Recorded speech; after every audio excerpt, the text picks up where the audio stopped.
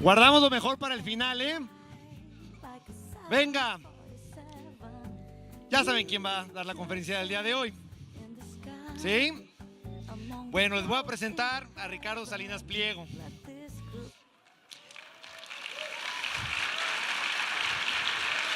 Grandes aplausos. Por estar padrísima la conferencia del día de hoy. Ustedes ya probablemente saben que Ricardo Salinas es uno de los emprendedores más destacados, no únicamente de México, sino de América Latina. Obviamente fundador y presidente de Grupo Salinas. Muy importante mencionar ciertas cosas que van más allá de la política de emprendimiento. Y lo hemos visto en esta semana cuando vimos el tema de compromiso social, con el compromiso y la responsabilidad que tienen los grandes emprendedores y los grandes empresarios, no únicamente con el desarrollo de su negocio, sino también con el desarrollo productivo de su país y con el compromiso de su sociedad. Es muy importante mencionar que además, Ricardo, de ser un gran empresario, de ser un gran promotor del desarrollo, también es un hombre que está comprometido con México. Y es algo que quiero recalcar aquí a manera personal por ciertas acciones que está haciendo Grupo Salinas. Ustedes saben que esta semana fue una semana complicada para México. Tuvimos un sismo que ha sido el sismo más fuerte en los últimos 80 años de este país. Y es con estas acciones que Grupo Salinas se comprometió a través de la fundación, que es el Movimiento Azteca 100, a donar $1 por cada peso que done la sociedad en apoyo al istmo y a los afectados en Chiapas y en Oaxaca. Entonces, un fuerte aplauso también para este gran esfuerzo que está haciendo Grupo Salinas.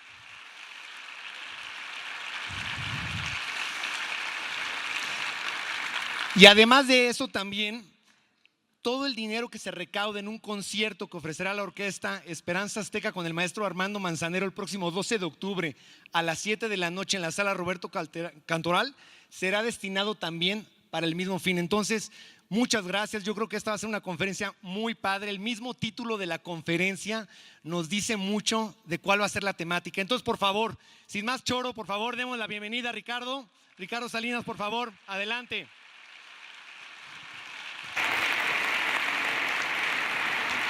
Gracias, Roberto.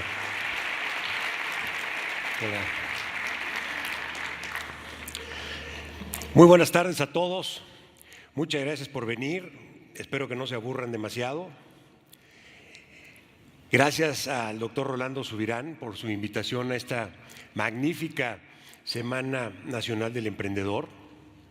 Y de veras, gracias a todos ustedes por molestarse en venir aquí. Hay una cosa que se llama coste de oportunidad, que podrían estar haciendo otra cosa.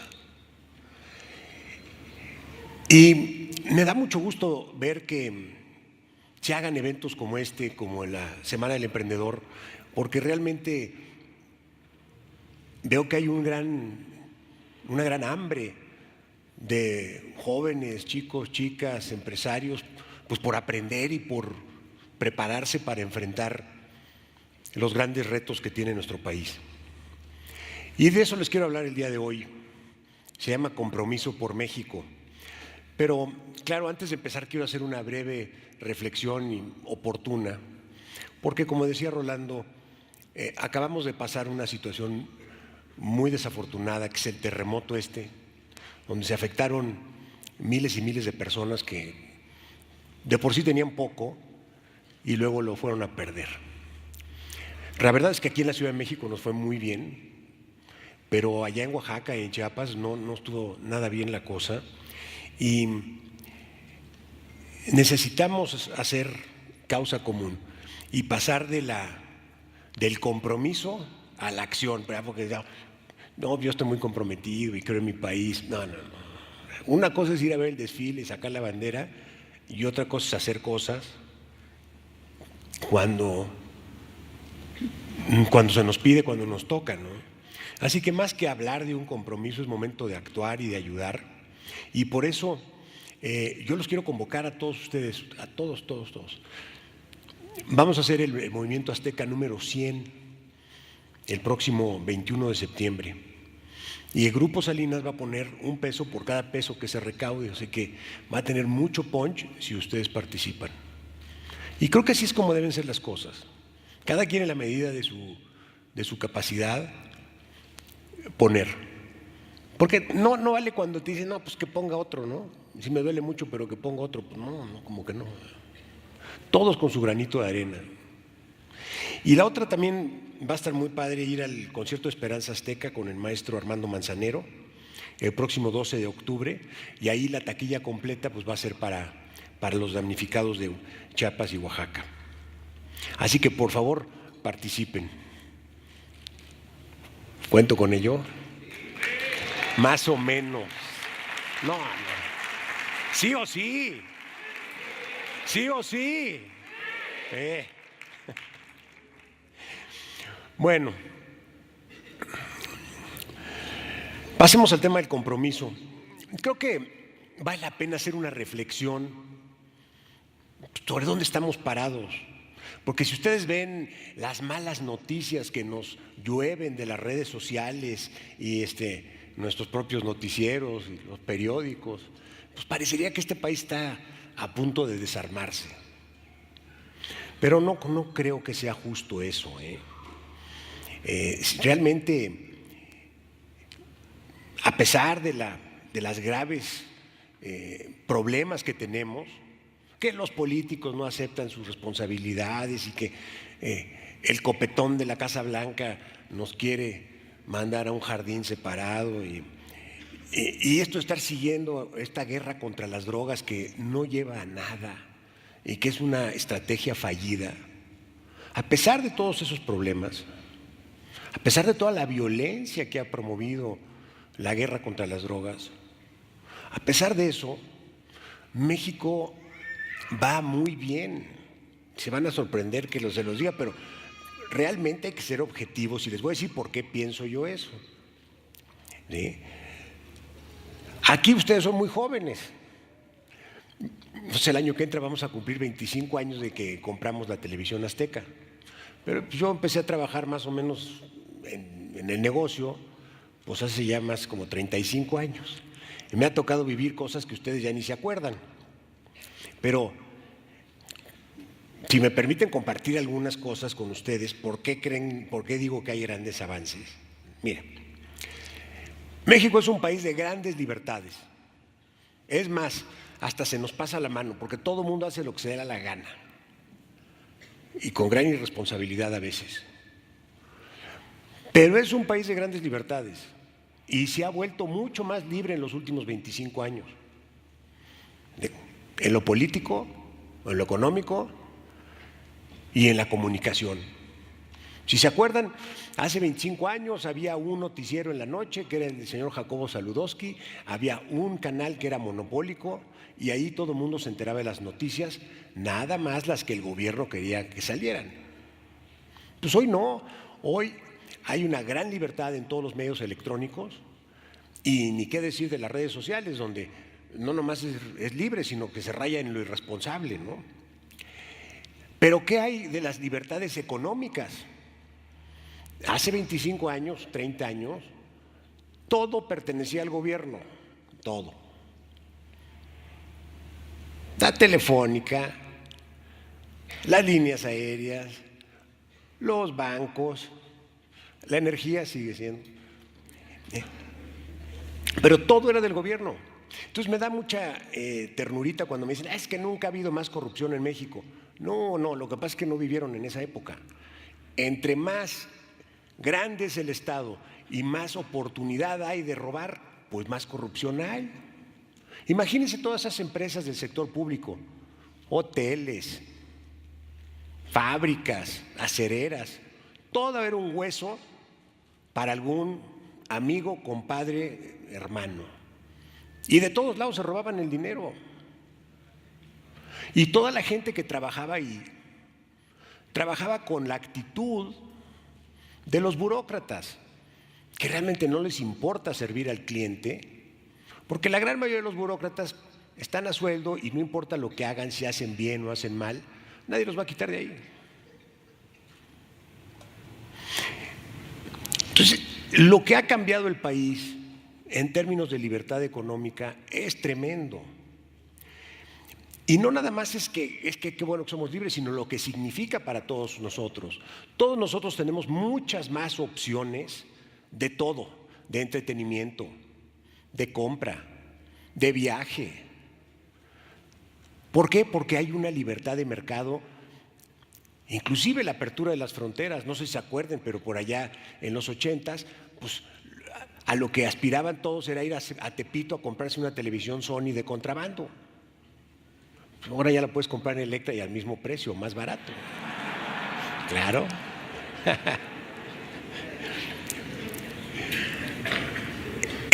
El deporte nacional era hacer contrabando. ¿Por qué? Pues porque los impuestos de importación estaban muy altos y además tenías que tener un permiso que solo se los daban a los amigos de los dueños del país. Entonces todo esto que se hizo desde el régimen de Carlos Salinas, que todo el mundo lo sataniza, pues la verdad fue que se liberalizó México. Se hizo un país de mucho más libertad, donde tú puedes elegir, eres libre para elegir. Puedes trabajar donde quieras, comprar lo que quieras, hacer lo que mejor te convenga. Eso de poder llevar una vida independiente del gobierno es muy positivo. Son de los grandes avances en México. Pero también los emprendedores. Antes era demasiado difícil ser un empresario, un emprendedor. Demasiados obstáculos. Y casi siempre los exitosos es porque tenían alguna protección en materia de licencia, concesión, permiso o alguna otra patente de corso, ¿no? Que te permite hacerte de un mercado sin tener realmente que competir. Y hoy somos un país con mucho más competencia y eso es buenísimo. Por ejemplo, pues todo el mundo sabe de la reforma de telecomunicaciones, pues había una competencia brutal. Los precios de telecomunicaciones han bajado dramáticamente. Los bancos, muchísimos bancos, podría haber más, y más agresivos, como lo hace el Banco Azteca también, ¿verdad? Porque el Banco Azteca lo que se trata es de ser incluyente. Esos 30 millones de clientes que tenemos no están ahí obligados, están ahí porque es el que más les conviene y porque nadie más les ofrece los servicios que les ofrecemos nosotros. Y en crédito, en captación y en sistema de pagos, es una innovación brutal poder hacer banca digital en tu dispositivo las 24 horas del día y en persona en sucursal de 9 a 9, sábado y domingo. Son innovaciones importantísimas que no podrían haber sido si no hubiera yo podido convencer al entonces presidente Vicente Fox que nos diera una licencia bancaria para poder competir. Porque primero fue con Cedillo y me dijo que no, que yo ya tenía muchas cosas que no me iba a dar el banco. Dijo, oye, entonces ¿qué? ¿Nada más a los extranjeros vas a proteger? Porque pues, Citibanamex, Scotia, Santander, BBVA. No, pues sí, y me costó muchísimo trabajo convencer no a Fox, sino a sus súbditos, porque nadie quería, no quería que hubiera un competidor en la banca. Y la competencia es lo único que nos hace mejores, ¿me entienden? Es lo único, donde no hay competencia, no va a haber ni buen servicio, ni innovación, ni nada.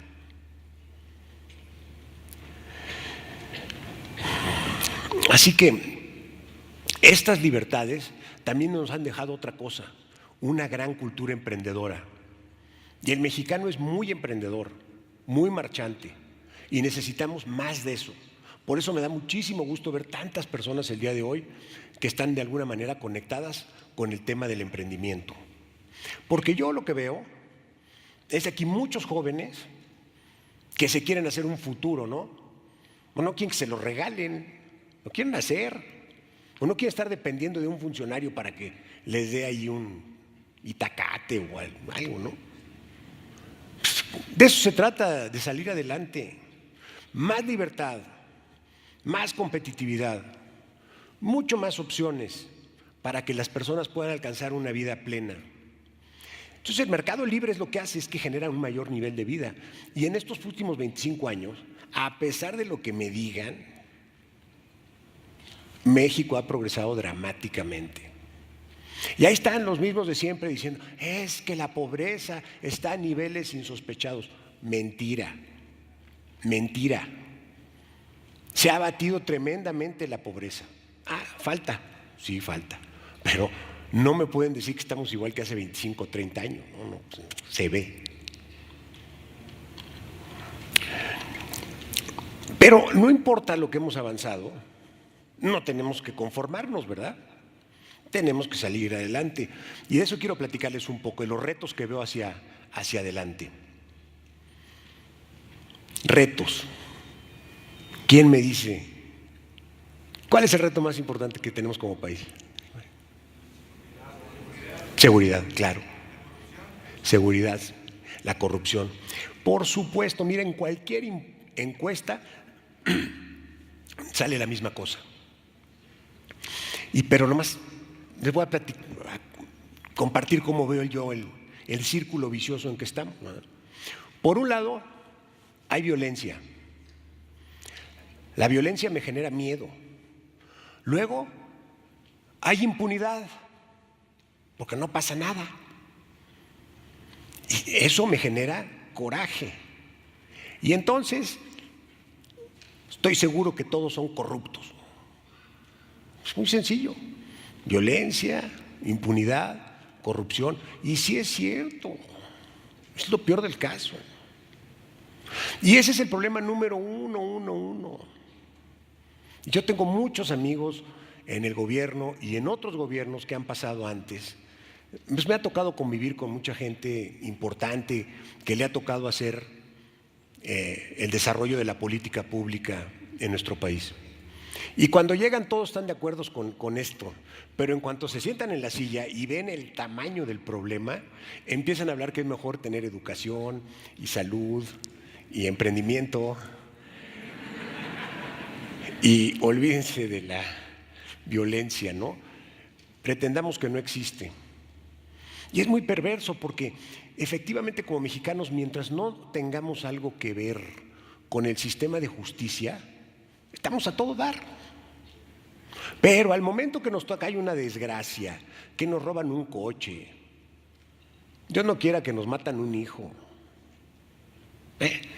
Entonces caes en el sistema de justicia y te das cuenta de la mierda que es, porque no es más que eso, en toda la palabra. Y estamos muy mal. No podemos seguir así. ¿Qué pasa? Bueno, pues hay dos partes que nomás no jalan, pero hay una causa fundamental. Les voy a decir con lo que yo pienso, ¿no? O sea, en primer lugar, el Ministerio Público, que es la parte del Poder Ejecutivo, deja mucho que desear, por no decir que es otra mierda reverenda, ¿no? Y por otra parte, el sistema judicial, o sea, los jueces, lo mismo. ¿Cuándo han visto un juez que dé la cara y que diga, fulano se portó mal y que lo refundan? Nunca. Ahí está el caso de nuestro amigo Nelson Vargas. Le mataron a su hija hace 8 años y el desgraciado juececito está sentado sobre el caso desde hace 8 años, no puede dictar sentencia. Es verdaderamente indignante, ¿no? Y todavía cobran estos hijos de la tiznada, ¿no? ¿Cómo? Pero no es el único caso. El otro caso del señor, le mataron a una niña de 6 años, la violaron. Está el tipo ahí y estaban a punto de soltarlo porque el juez no hace su trabajo. Y así a tiro por viaje, pues no se vale. Ahora, ¿qué tienen en común todas estas cosas? No tiene nada que ver con crimen organizado. ¿Se fijan? Son delitos del fuero común, los que nos afectan a nosotros, los ciudadanos comunes y corrientes. Pero está el problema, que nadie los atiende. ¿Por qué? Porque están muy ocupados en la guerra contra las drogas y correteando mafiosos que se están matando entre sí. Entonces, ahí está uno de los problemas fundamentales, que mientras el sistema de justicia esté atorado, constipado, con todos los problemas de la guerra contra las drogas, no tiene tiempo para los ciudadanos comunes y corrientes. Y eso tenemos que cambiarlo. Algunas personas piensan que es cuestión de leyes. Por ejemplo, pena de muerte. Claro que no, si ya tenemos muchas leyes, lo que pasa es que no sirven para nada. Son nomás letritas negras en un papel y no pasa nada. Lo que necesitamos es que se cumpla la ley, por supuesto. Pero de veras que se cumpla la ley, el que no haga cumplir la ley, que se vaya. ¿Se acuerdan de aquella frase? Creo que lo dijo Martí, ¿verdad? Si no pueden, que renuncien. Pero es que no hacen nada, mano. Y algunas leyes, como la prohibición contra las drogas, son francamente contraproducentes. Generan más problemas. O sea, yo digo, si la gente se quiere drogar, pues pobrecitos, mano. A ver si les ayudamos, porque pues da ternura ver que alguien se quiera destruir consumiendo drogas. Pero de allá meterlos a la cárcel o prohibir las drogas, pues se me hace una estupidez increíble, ¿no? No nos lleva a nada la prohibición. Por eso se deberían de legalizar todas las drogas y a gastar todo lo que gastamos en corretear mafiosos en prevención y ayudarle a los chicos a que no se hayan adictos. Punto. No se trata de que esté a favor del consumo de drogas, por supuesto que no. Pero francamente, yo prefiero atender a los que están con un problema de adicción que atender la enorme maquinaria del crimen organizado con mucho dinero, producto de esa protección monopólica a su negocio y que exportan al país de los drogos allá al norte y que no hay límite el dinero y las armas que nos van a meter aquí. Aquí es un milagro que no seamos un estado fallido como Guatemala o como El Salvador o como Honduras. La única razón es porque México es mucho más grande, ¿verdad? Y tiene mucho más sustancia. Pero esos pequeños países están colapsados por la guerra contra las drogas. Y bueno, necesitamos, como les decía, urgentemente llamar a cuentas a los procuradores y a los jueces y focalizar nuestro esfuerzo en los delitos del fuero común. Sin duda, ese es nuestro mayor reto como país. Pero bueno, de nada sirve quejarnos, ¿no? También tenemos que pasar a la acción. Y yo creo que lo que estamos haciendo en el grupo, que me satisface mucho, es hablar con ustedes, con los jóvenes, con los empresarios, con la gente que le interesa el país y invitarlos a pensar qué se necesita para lograr una prosperidad incluyente. Una prosperidad que nos vaya bien a todos, en pocas palabras. Y no nada más en lo económico. Lo económico es muy importante, pero en lo social, en lo ambiental, en lo cultural. Nos tiene que ir bien en todo. Eso es la prosperidad incluyente que yo ando correteando. Y como les digo, no es cuestión nada más de dinero, de ingresos, porque créanme que hay muchos ricos infelices, aunque no lo crean.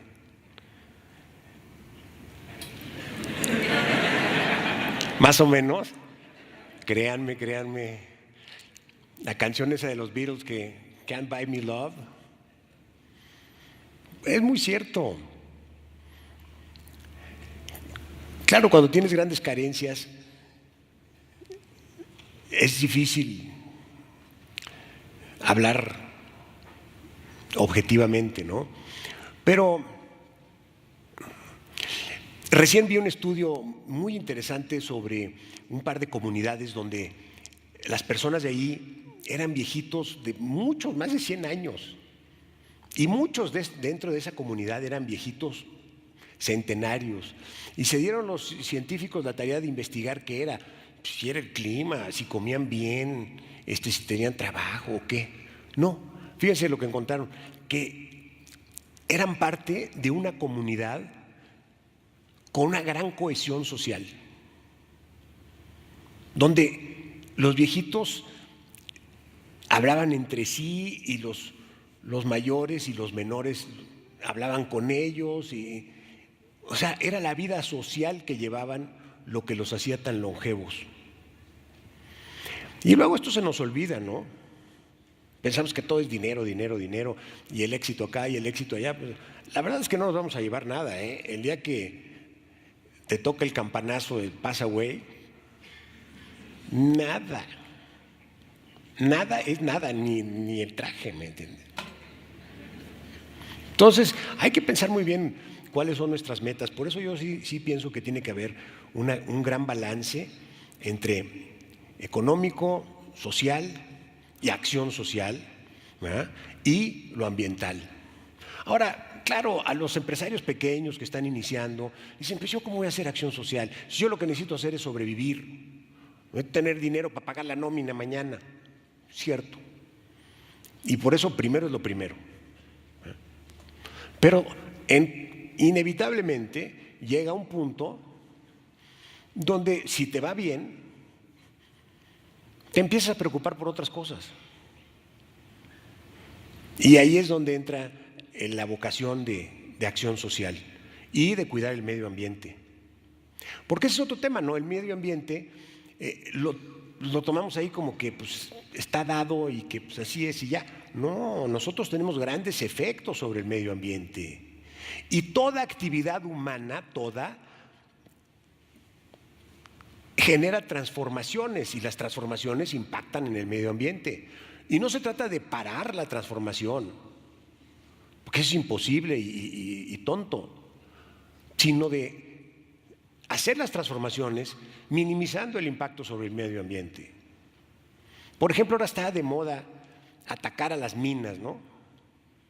Los mineros son una calamidad y nos van a envenenar a todos y van a arruinar el panorama, etcétera.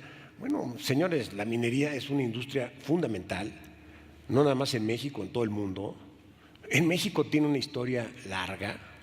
Muchas veces las minas estaban antes que las comunidades que ahora están alrededor. Y la minería es una industria de la transformación.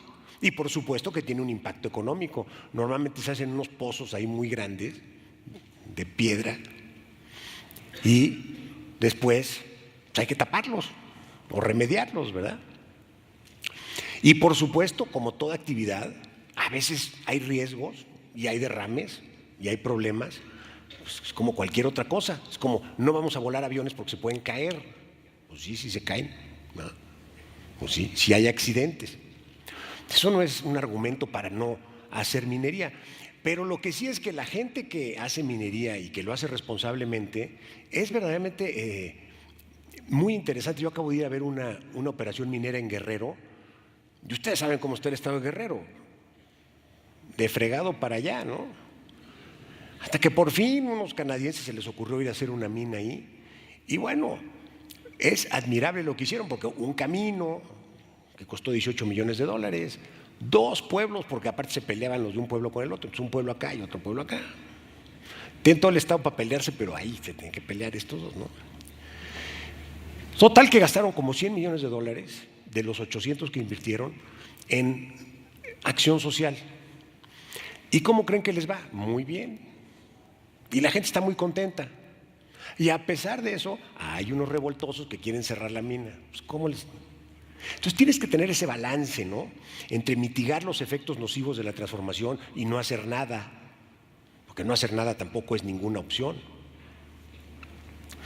Ahora, otro gran reto que nos enfrentamos en México es esto del cambio cultural, que yo he estado impulsando por mucho tiempo, de que hay que librarnos de ciertos conceptos, de equipajes culturales que nos hacen mucho daño, que nos impiden alcanzar la prosperidad incluyente. Por ejemplo, muchas personas piensan que la riqueza es perversa. Seguramente si tiene mucho es porque se lo robó. O, tiene mucho, debe dar vergüenza porque hay gente que no tiene nada.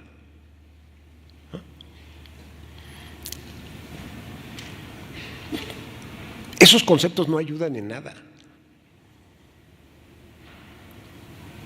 Por supuesto que si alguien es ratero, pues deberían de denunciarlo y quitarle lo que se robó mal habido, ¿no? Por supuesto. Pero eso no tiene que ver per se con la riqueza. Y el tema de la pobreza, que Sobre todo a los intelectuales de izquierda les encanta flagelarse y flagelar a todos con la tristeza de la pobreza. La verdad es que no tiene una solución, porque a lo más llegan a decir es que hay que repartir la riqueza de estos y hay que dárselas a estos para emparejar la cosa. El Estado debe redistribuir la riqueza. Redistribuir es quitarle al que tiene como yo y dársela al que no tiene como que. Pero otra vez es ternurita, ok, ya me quitaron todo y a todos los ricos nos quitan todo el dinero y se lo reparten. ¿Cuánto tiempo creen que tarde en que haya otro rico? Sí, inmediatamente. Esa no es la solución a la pobreza. Realmente el tema de la pobreza es que toda esa gente que está sumida en la pobreza han sido incapaces de generar riqueza. Y hay que decirlo con mucho cuidado y con precisión. Seguramente no son incapaces por culpa de ellos, sino que la situación que les toca pues no es propicia para generar riqueza. O sea, si alguien tuvo la mala suerte de nacer en uno de los 5 estados atrasados, a Michoacán, Guerrero, Oaxaca, Chiapas, y se me va uno, tiene mucho menos oportunidades que si nació en Nuevo León, en Sonora, en Coahuila. Y justo el otro día veía un artículo donde dice, Nuevo León, el estado más rico y el más desigual. ¿Qué? ¿Querían que fuera como Guerrero o qué? ¿Todos iguales para abajo? Pues claro que el más rico va a ser el más desigual porque nadie dijo que la riqueza se hace a nivel parejo y al mismo ritmo.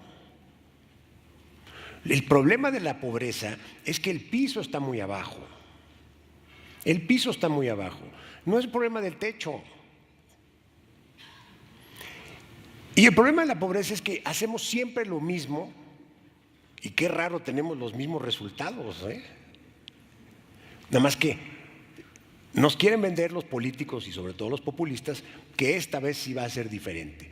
Esta vez sí le vamos a transferir recursos a Chiapas y a Oaxaca y a Guerrero para que salgan de la miseria, esta vez.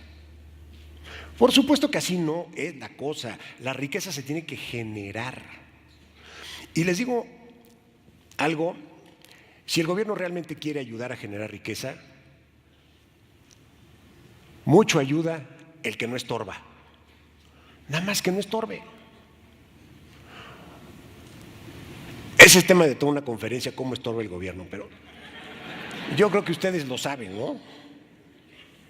Cualquiera que sea empresario o emprendedor sabe el estorbo que es el gobierno, lo poco que ayuda. Por eso lo he dicho en otras ocasiones. En verdad que el Estado es un socio, somos socios, tenemos que repartirle siempre de lo que ganamos. Es un socio muy chinche, porque pide mucho y no da nada.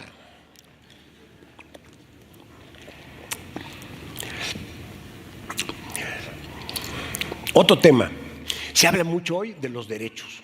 Todo el mundo tiene derechos. Derecho de esto, derecho del otro, derecho de... Ok, ¿y las obligaciones? No, pues no, puro derecho. ¿Y de parte de quién las va a pagar los derechos o qué? ¿Y las obligaciones? No. Y sobre todo los populistas les encanta eso, ¿verdad?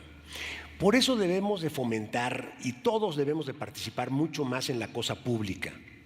Los asuntos públicos, los asuntos de la comunidad son asuntos demasiado importantes para dejárselos a los políticos.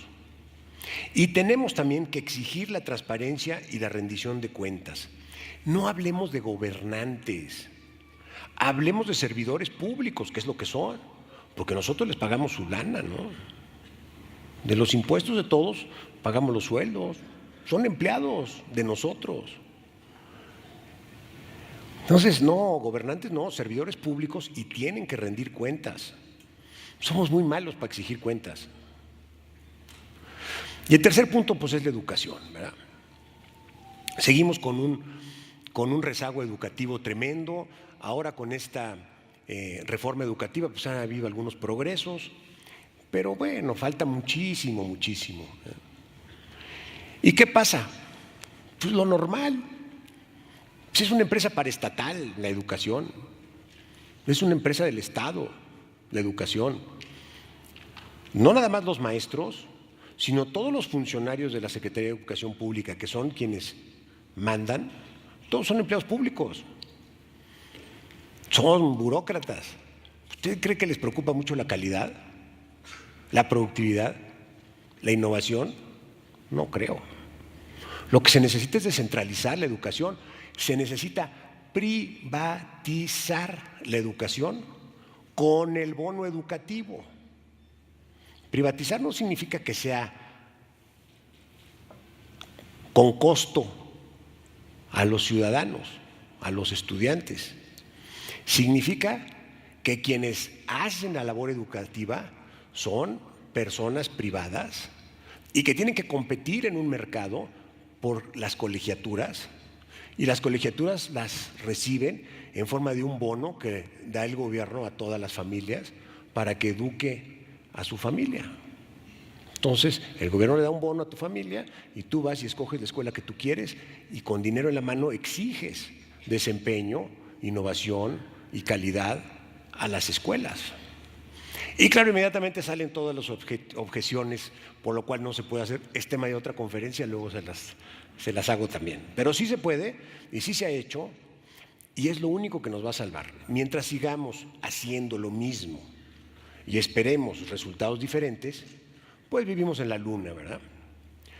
Pero es una tragedia porque mucha gente sale súper mal preparada. Y la gente que sale con un título inmediatamente sale a la decepción porque con un papel no haces nada, ¿eh? Ojo.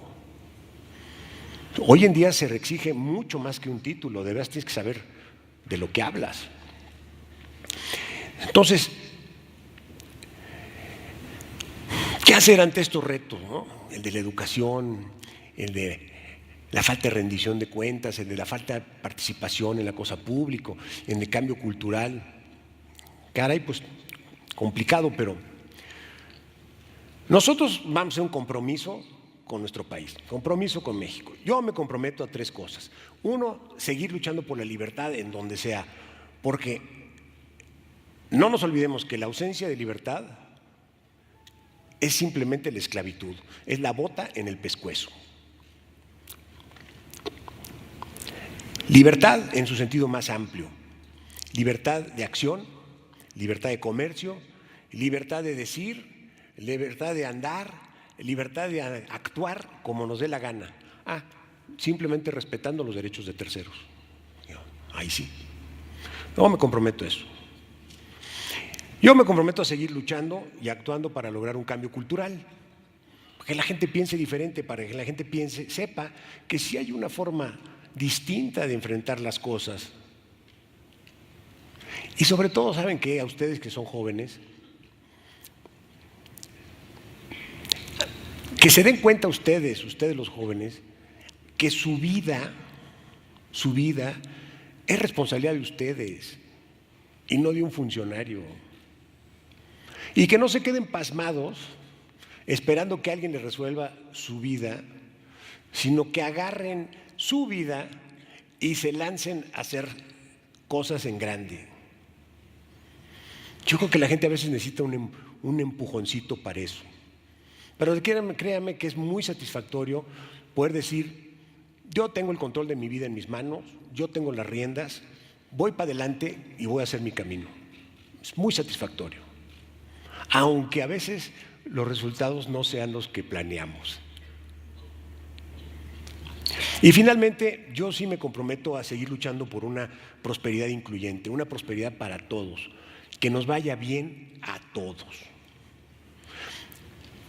Y otra vez, que nos quede bien claro, el día que nos vayamos, no nos vamos a llevar nada.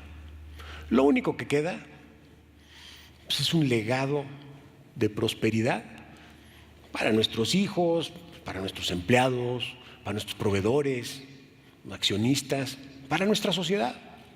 Es lo único que queda. Y ahora yo les pregunto, pues, ¿cuál es tu compromiso con México? Bueno, hasta ahí llegué y si quieren tomamos unas preguntas. No se les olviden lo del terremoto, ¿eh? Gracias, gracias.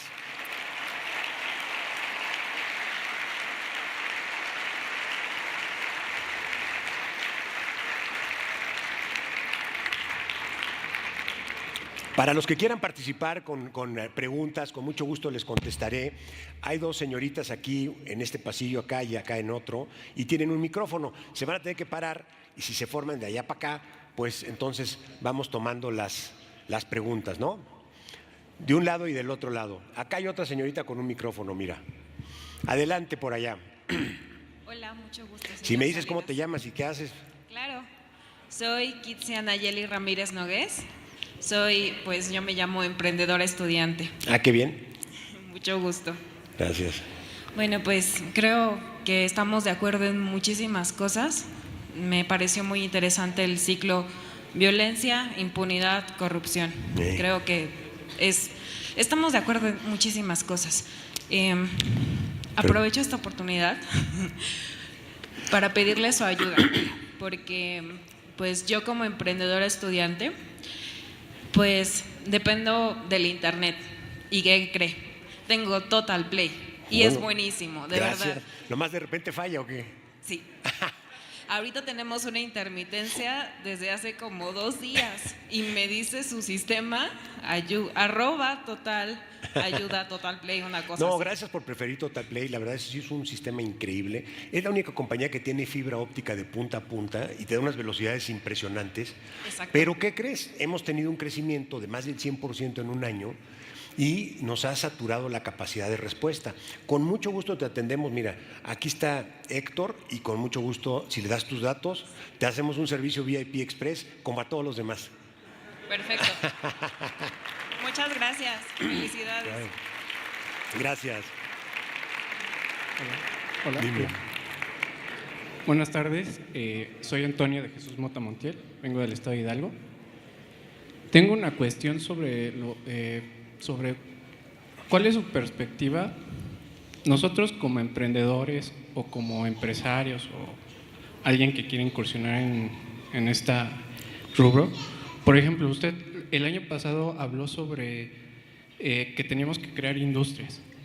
Y por ejemplo, nosotros en México tenemos como que el producto finalizado, que es la base de nuestra industria, prácticamente, pero no estamos desarrollando la tecnología suficiente, la maquinaria, el producto anterior a. Pero por ejemplo, cuando nosotros tratamos de emprender como jóvenes para precisamente sacar un crédito para construir maquinaria, sí, este capital humano el que saque, ¿cómo podemos hacer? Porque los bancos finalmente no es como en Estados Unidos, que tú creas una SADRL y te sueltan el dinero, ¿no? Aquí el sistema financiero mexicano es diferente. Entonces, a partir de ¿qué? ¿Del banco, del mismo gobierno? ¿O el mismo gobierno te va a limitar? ¿O de fundaciones? Fundación Azteca, por ejemplo. Sí. No, Fundación Azteca hace negocios, no hace negocios, hace pura caridad. Exacto.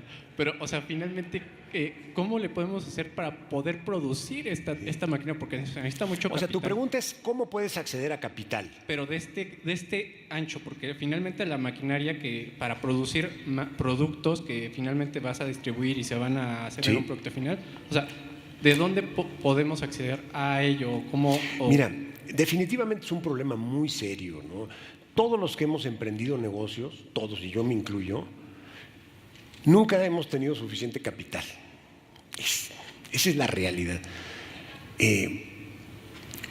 Cuesta mucho trabajo hacer que la gente crea en ti. Mucho. Y sabes, el sistema financiero mexicano, o sea, los bancos mexicanos, no están hechos para esto. Sí te dan un crédito hipotecario para una casa, para un coche, ¿no? Pero si dices, es que yo quiero comprar estas máquinas porque voy a hacer esta industria, salen corriendo para el otro lado. Y es un problema que tenemos todos, ¿no? A mí me encantaría que Banco Azteca pudiera desarrollar ese mercado y estamos estamos activamente involucrados en eso, pero no es nada fácil porque fíjate que como banquero lo que hacemos es tomamos dinero de algunos vía depósitos y nos volteamos y se los prestamos a otros vía créditos. Pero si el negocio tuyo no jaló por alguna cosa, pues yo sí tengo que pagar los depósitos, ¿ves? Entonces, por eso el acceso al capital es tan complicado. Yo lo que más te puedo recomendar ahí es, primero, documentar muy bien tu proyecto, porque también hay que ser ciertos de una cosa. Hay muchísimo dinero en el mundo hay muchísimo dinero que anda buscando un proyecto. Pero no todos los proyectos inspiran confianza.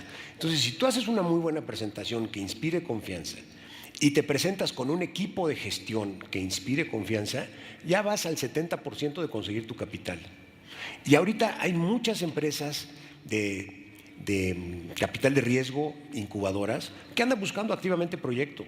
Entonces, sí hay chance, pero te tienes que organizar de manera distinta. La verdad, el crédito en el sistema financiero mexicano, yo lo dejaría mucho más adelante cuando tengas una empresa que tiene estados financieros auditados, 5 años de historia y no has quebrado en los últimos 10 años, entonces sí te van a dar un crédito ahí, ¿me entiendes? Ahí ni pierdas el tiempo. No sé si, digo, ¿qué te digo? Pero así es, ¿no? Suerte. A ver acá. Hola, buenas tardes, Ricardo. Soy Agustín, estudiante de geofísica y aparte empresario, bueno, microempresario. ¿Geofísica? Sí, ingeniería Órale. geofísica. Y mi pregunta va dirigida a lo siguiente. México es un país de jóvenes. La mayoría estamos por debajo de los 30 años, Sí. pero el tiempo no se detiene y esto está a punto de cambiar.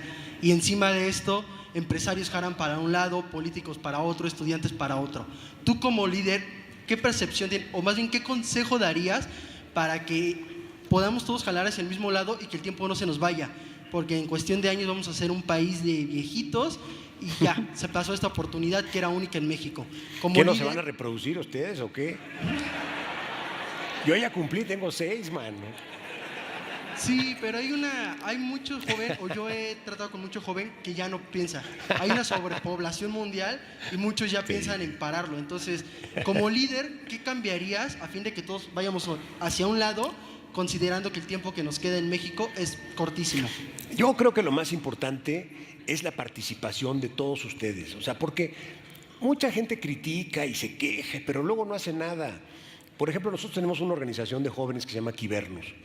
Y tengo como 5 años con ella. Ha sido súper satisfactorio ver la cantidad de jóvenes de distintas partes de la República que de veras están preocupados por hacer algo por México. Pero no tienen acceso a nada. Entonces, Quibernos ha sido como un facilitador que los capacita en temas de política, en temas de administración y que los relaciona con un grupo de gente que piensa igual. ¿Y qué crees? Las ideas tienen consecuencias. Hay que tener buenas ideas y hay que ponerlas en práctica. Y eso cambia las cosas. Lo que es muy malo es cuando agarras una idea mala, comprobadamente mala, y la pones en práctica o sigues con la misma idea que no da resultados, ¿me entiendes? Y eso nos pasa mucho como país. Pues en la política, ¿no? Hay malas ideas que siguen ahí. Por ejemplo, el sistema de educación nacional es una mala idea. Una institución gigante que es la SEP, que regula todo. Y una bola de burócratas que trabajan para la SEP, en la regulación y en las clases. O sea, ha sido peor. Es lo opuesto de lo que se requiere para tener éxito. Pero tenemos que cambiar las ideas. Por eso me gusta venir aquí y compartir. O sea, ni crean que me paga nada, ¿verdad? Pero luego por eso no sale también la plática, porque no soy platicador profesional. Pero hay que compartir ideas y hay que seguir con las ideas que son buenas. Eso cuenta mucho, ¿eh? ¿Sale? Dale. A ver acá. ¿Qué tal? Mucho gusto. Aaron Rosado, de Yucatán, y orgullosamente Kibernauta. Ándale, Soy justamente bueno, a nivel nacional. ya llegó el de la como propaganda, mentor, ¿no? Kibernus. Buenísimo, ¿no? Qué bueno que lo comentó antes. Creo que aquí ¿Para qué te sirvió Kibernus a ti? soy testigo fiel de que el Grupo Salinas está impulsando a líderes a nivel nacional para hacer que las cosas vuelvan en realidad.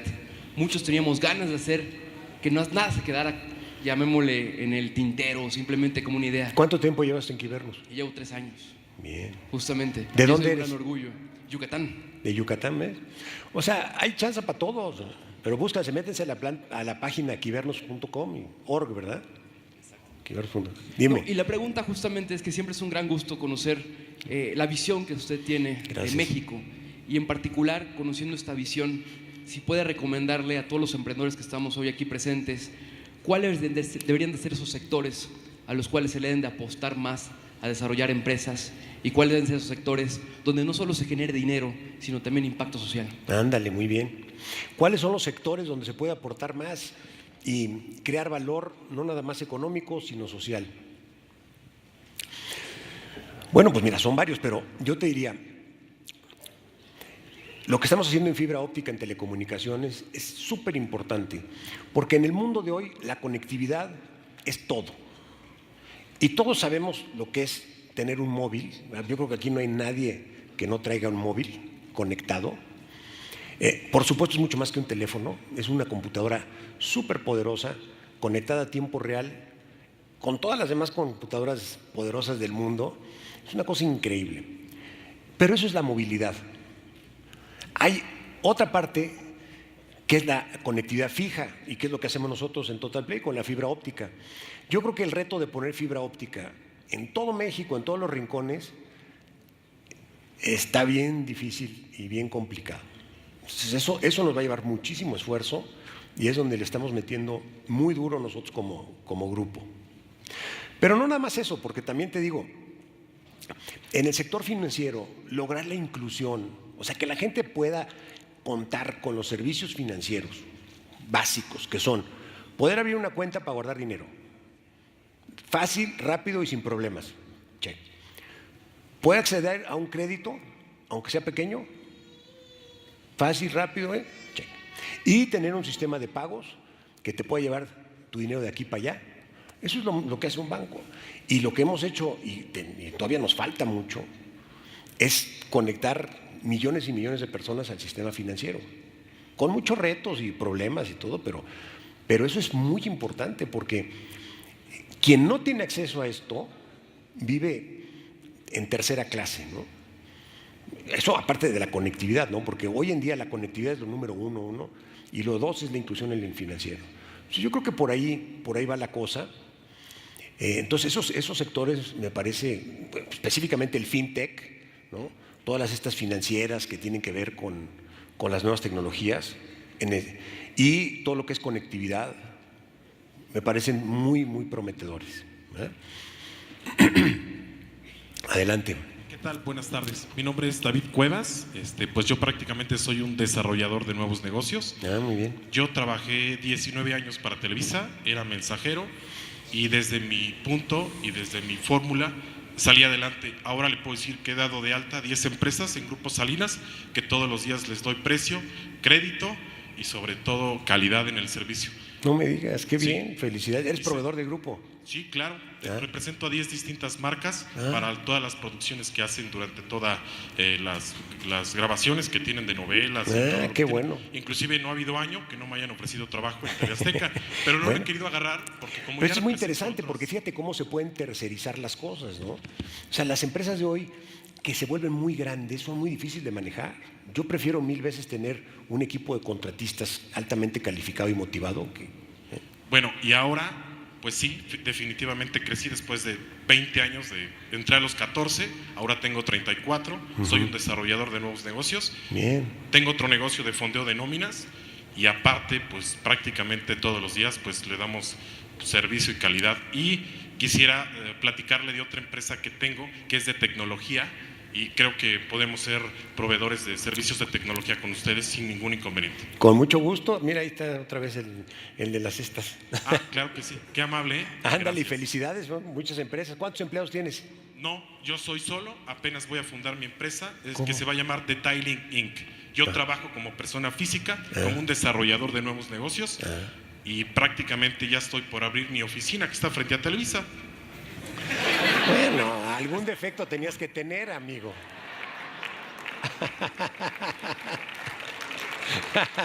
Pásale acá con... Adelante. Buenas tardes, señor Salinas.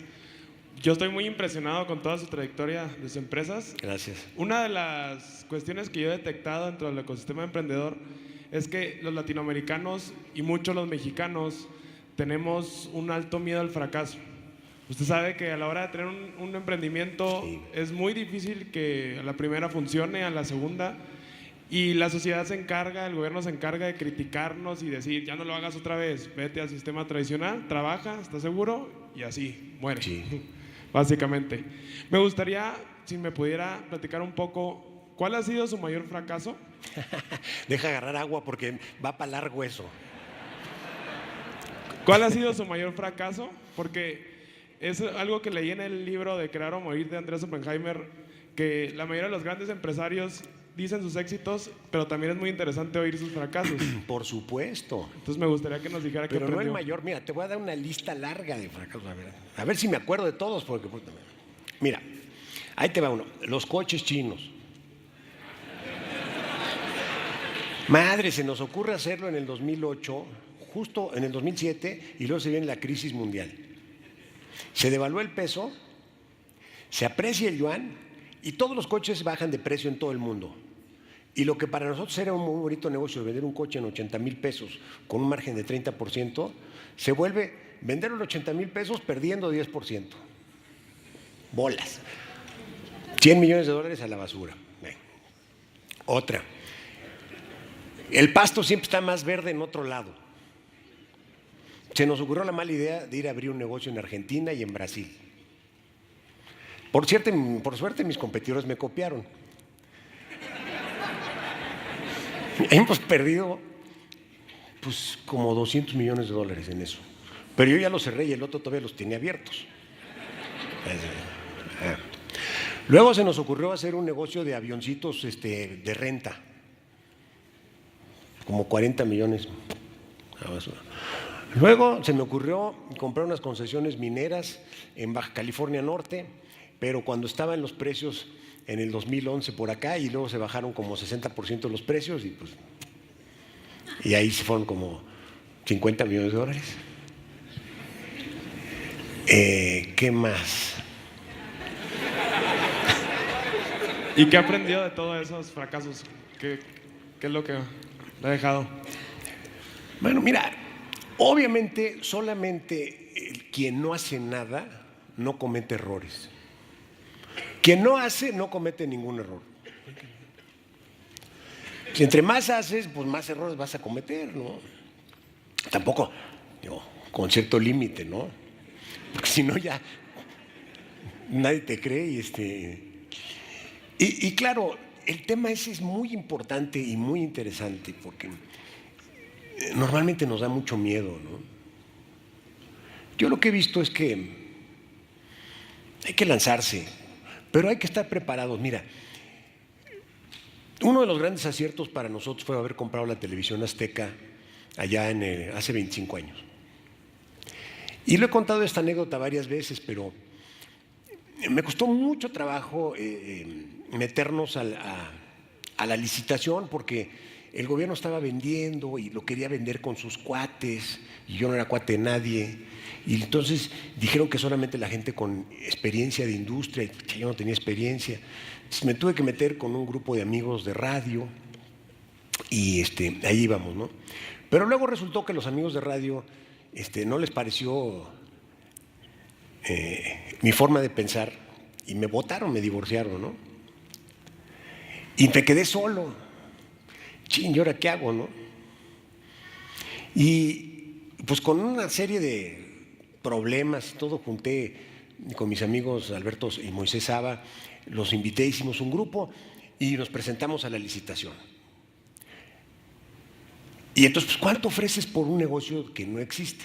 ¿Verdad? Porque pues, el canal 13 tenía creo que 2% de audiencia, tenía 0 ventas. Habían perdido en los últimos 20 años, había 20 directores generales y habían perdido como el equivalente a $2,000 millones del dinero público, de los burócratas que juegan al empresario o se lo roban. Ahí en Televisión Azteca, 2,000 millones, así que se ve. Entonces, ¿cómo evalúa su negocio? Pues se nos ocurrió la buena idea de traer a unos consultores, y los consultores, como buenos consultores, ¿qué creen que hacen? Pues un modelo financiero, ¿no? Y entonces ya sabes, un spreadsheet, ¿no? Un Excel. Sí, es que en el año 5 vale tanto y tienes que poner $480 millones porque eso es lo que vale. Está bueno. Pero a ver, enséñame, ¿qué hicieron, no? Total, para no hacerte el cuento largo, es que tenían un supuesto que en el año 5 iba a tener 20% de participación de mercado. Está bonito para el Excel, ¿no? Y dije, bueno, a ver, córreme aquí. ¿Qué pasa si en lugar de 20 tengo 30 en 3 años? No, pues entonces vale $3,000 millones.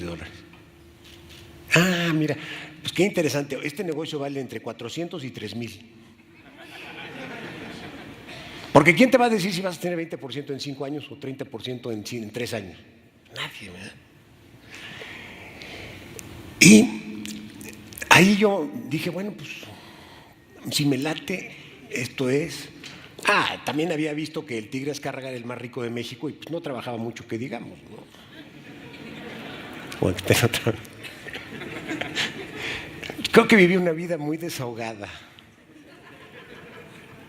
Dije, no, pues aquí ha de estar bueno el negocio, ¿no?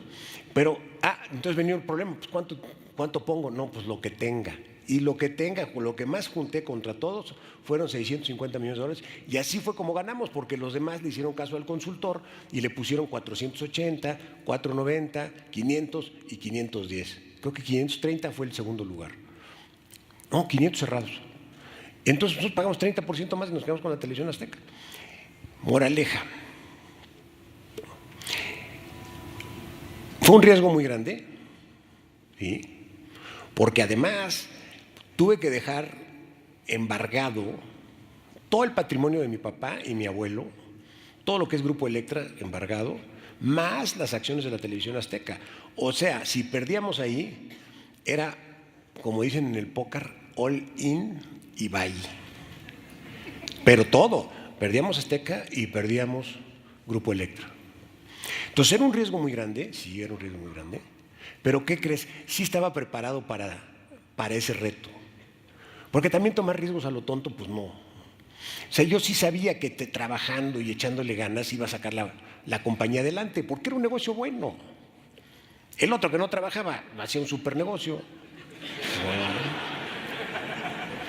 Entonces, sí es fácil cometer errores. No le tengan miedo. Ahora traten de que no sea un error catastrófico, ¿no? Este sí fue un all-in muy, muy arriesgado, no se lo recomiendo. Yo creo que si mis hijos vinieran con una cosa así, los mandaba por las cocas rápidamente. No porque no sean buenos, ¿verdad? Son muy buenos, pero pues es mucho riesgo, ¿no? Bueno, pues muchas gracias a todos. Ya me están corriendo aquí. Bueno, la última aquí, la última y nos vamos, como dicen los mexicanos.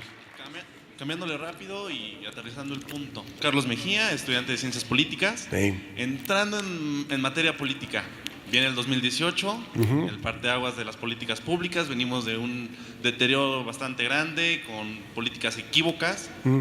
Opinión. Yo creo que ha habido de políticas de todo, unas buenas y unas malas, y otras peores.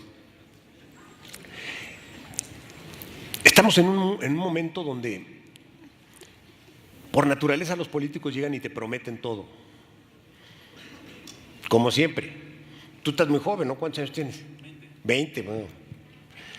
Lo que pasa es que a mí ya me han prometido de todo, ¿me entiendes?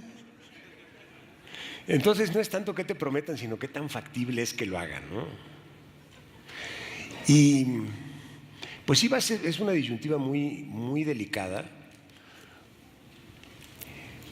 Y ojalá que los los mexicanos nos pongamos a estudiar de veras y a ver quién es el que nos garantiza una prosperidad incluyente, ¿no? Regresando a mi tema. Porque si se nos plantean las políticas populistas, ¿no? De repartir la riqueza, de hacer un Estado más grande, de centralizar todavía más el poder, pues no creo que nos lleve a nada bueno. México necesita libertad y la gente necesita tener facilidad para emprender las cosas. Yo votaría por el candidato que ofrezca más libertad y más facilidad para hacer las cosas, sobre todo en los estados más fregados. Es lo que yo haría. ¿Eh? Suerte con eso. Gracias. Gracias Ricardo, a todos. muchas gracias. Un fuerte aplauso para Ricardo, por favor. Gracias. Rolando, muy buen trabajo, ¿eh? Muchas gracias. Felicidades a ti Ricardo, por te todo esperamos esto. la próxima edición de la semana. Pues mientras no me desinviten, chance. Por favor. Gracias. Gracias. Ah, pues muy bien. Muchas gracias. Bien.